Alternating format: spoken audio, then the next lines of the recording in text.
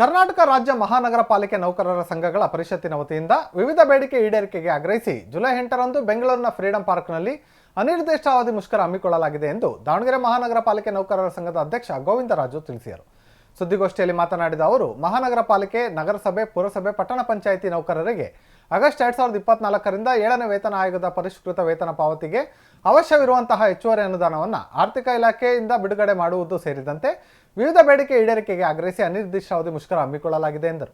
ಈ ಹಿನ್ನೆಲೆಯಲ್ಲಿ ದಾವಣಗೆರೆ ಮಹಾನಗರ ಪಾಲಿಕೆಯ ಪೌರ ಕಾರ್ಮಿಕರು ಹಾಗೂ ಡಿ ಗ್ರೂಪ್ ನೌಕರರ ಸಂಘ ಮುಷ್ಕರಕ್ಕೆ ಬೆಂಬಲ ಸೂಚಿಸುವುದರ ಮೂಲಕ ಜುಲೈ 8ರಂದು ಒಂದು ದಿನ ಸ್ವಚ್ಛತಾ ಕೆಲಸವನ್ನು ಸ್ಥಗಿತಗೊಳಿಸಿ ಕಾರ್ಮಿಕರ ಎಲ್ಲ ಬೇಡಿಕೆಗಳನ್ನು ಈಡೇರಿಸುವಂತೆ ಪ್ರತಿಭಟನೆಗೆ ಬೆಂಬಲ ನೀಡಲಾಗುತ್ತಿದೆ ಎಂದರು.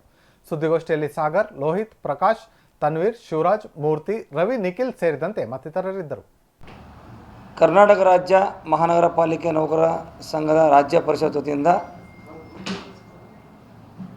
ಒಂದು ಮುಷ್ಕರ ಕಾರ್ಯಕ್ರಮವನ್ನು ಹಮ್ಮಿಕೊಂಡಿದ್ದೇವೆ. ರಾಜ್ಯದ 10 ಮಹಾನಗರ ಪಾಲಿಕೆ ಒಳಗೊಂಡಂತೆ ಇಲ್ಲಿ ದಾವಣಗೆರೆ ಮಹಾನಗರ ಪಾಲಿಕೆ ನಮ್ಮ ಪೌರ ಕಾರ್ಮಿಕರ ಸಂಘದ ಅಧ್ಯಕ್ಷರು ಎಲ್ಲ ಮನ್ಮಂತಪ್ಪರಿಗೂ ಸಹ ನಾವು ಈ ವಿಷಯನ ತಿಳಿಸಿ ಅವರಿಗೂ ಸಹ ಅವ್ರ ಬೆಂಬಲದೊಂದಿಗೆ, ಯಾಕಂದರೆ ನಮಗೆ ಮೂಲ ಬೇಸ್ಮೆಂಟೇ ಪೌರ ಕಾರ್ಮಿಕರು. ಪೌರ ಕಾರ್ಮಿಕರು ಅಂದರೆ ಯಾವುದೇ ಒಂದು ಹೋರಾಟಕ್ಕೆ ಬೆಲೆನಿಲ್ಲ, ಹೋರಾಟಕ್ಕೆ ಜಯನೂ ಸಿಗಲ್ಲ ಅಂತ ನಾವು ಈ ಬೇರಿದ್ದಂಗೆ ಯಾವುದೇ ಸಂಘಟನೆಗೆ ಮೂಲ ನಮ್ಮ ಪೌರ ಕಾರ್ಮಿಕರು.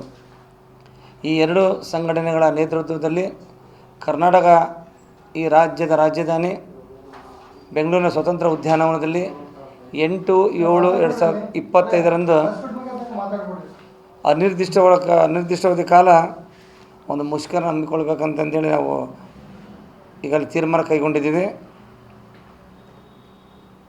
ನಮ್ಮ ಬೇಡಿಕೆಗಳು ಭಾಳ ನ್ಯಾಯಯುತವಾದಂಥ ಬೇಡಿಕೆಗಳು. ಇಡೀ ರಾಜ್ಯದಲ್ಲಿ, ಇಡೀ ದೇಶದಲ್ಲಿ ನೈರ್ಮಲ್ಯನ ಕಾಪಾಡ್ತಕ್ಕಂಥವ್ರು ಪೌರ ಕಾರ್ಮಿಕರು ತಮ್ಮನ್ನೇ ಅರ್ಪಿಸ್ಕೊಂಡು ಇಡೀ ನಗರದ ನೈರ್ಮಲ್ಯ ಕಾಪಾಡ್ತಕ್ಕಂಥ ಪೌರ ಕಾರ್ಮಿಕರು, ಸ್ಥಳೀಯ ಸಂಸ್ಥೆ ಎಲ್ಲ ಅಧಿಕಾರಿ ನೌಕರರು, ಇಂತಹ ನೌಕರಿಗೆ ಅನೇಕ ವರ್ಷಗಳಿಂದ ಎಲ್ಲ ಸರ್ಕಾರಗಳಿಂದಲೂ ನಮಗೆ ಅನ್ಯಾಯ ಆಗ್ತಾನೇ ಇದೆ. ಎಲ್ಲರೂ ನಮಗೆ ಮಲತಾಯಿ ಧೋರಣೆ ಮಾಡ್ತಾನೆ ಬಂದಿದ್ದಾರೆ. ಯಾವ ಒಂದು ಸರ್ಕಾರ ಸಹ ನಮ್ಮನ್ನು ಮುಂಚೂಣಿಗೆ ತಂದು ನಮಗೆ ನ್ಯಾಯಬದ್ಧವಾದ ಬೇಡಿಕೆಗಳನ್ನು ಈಡೇರಿಸ್ತಾರೆ. ಅದು ಅರ್ಧಂಬರ್ಧ, ಕೆಲವು ಕೊಟ್ಟಂಗೆ ಮಾಡ್ತಾರೆ, ಹಂಗೆ ಅರ್ಧ ಕೊಟ್ಟು ತಗೊಂಬಿಡ್ತಾರೆ, ಮುಗಿತವನು ಅಲ್ಲೇ ಅರ್ಧ ಹೊಟ್ಟೆನೇ ತುಂಬಾರ್ದು, ಅವನು ಸಾಯಲು ಇಂಥ ಸ್ಥಿತಿ ನಿರ್ಮಾಣ ಆಗಿದೆ. ಇಂಥ ಎಲ್ಲ ಒಂದು ಬೇಡಿಕೆಗಳನ್ನು ಈ ಸರ್ಕಾರದ ನೀತಿನ ಖಂಡಿಸಿ ನಾವು ಹಲವಾರು ಬಾರಿ ಸಂಬಂಧಪಟ್ಟ ಇಲಾಖೆ ಸಚಿವರಿಗೆ, ನಗರಾಭಿವೃದ್ಧಿ ಇಲಾಖೆ ಸಚಿವರಿಗೆ ಹಾಗೂ ಪ್ರಧಾನ ಕಾರ್ಯದರ್ಶಿಗಳು, ನಗರಾಭಿವೃದ್ಧಿ ಇಲಾಖೆ ಪ್ರಧಾನ ಕಾರ್ಯದರ್ಶಿಗಳಿಗೂ ಸಹ ರಾಜ್ಯ ಸಂಘ ಮನವಿ ಕೊಟ್ಟಿದೆ. ಹಲವಾರು ಬಾರಿ ಮನವಿ ಕೊಟ್ಟರು ಸಹ ಆ ಮನವಿಯನ್ನು ಪುರಸ್ಕರಿಸಿದೆ. ಆ ಮನವಿಗಳನ್ನ ಹಾಗೆ ಟೇಬಲ್ ಕೆಳಗೆ ಇಟ್ಟು ಅದಕ್ಕೆ ಯಾವುದೋ ಒಂದು ಲೇಪನ ಹಚ್ಚಿ ಅಲ್ಲೇ ಇಟ್ಟು ಅದನ್ನು ಇದೇ ಥರ ನಮ್ಮನ್ನು ಕಾಲ ತಳ್ತಾ ಬಂದಿದ್ದಾರೆ. ಈಗ ಅಂತಿಮವಾಗಿ ಈ ಒಂದು ನಿರ್ಧಾರ ಆಯಿತು. ರಾಜ್ಯ ಸಂಘ ಒಂದು ನಮ್ಮ ಕರ್ನಾಟಕ ರಾಜ್ಯ ಮಹಾನಗರ ಪಾಲಿಕೆ ನೌಕರರ ಸಂಘ ಒಂದು ಅಂತಿಮ ಒಂದು ತೀರ್ಮಾನ ತಗೊಂಡಿದ್ರೆ ಮುಷ್ಕರಕ್ಕೆ ಕೈ ಹಾಕಲೇಬೇಕಂತಂದೇಳಿ. ಮುಷ್ಕರ ಅಂತಕ್ಕಂಥದ್ದು ಸಹ ಅಷ್ಟು ಸುಲಭವಾದಂತಹ ಒಂದು ವಿಚಾರ ಅಲ್ಲ.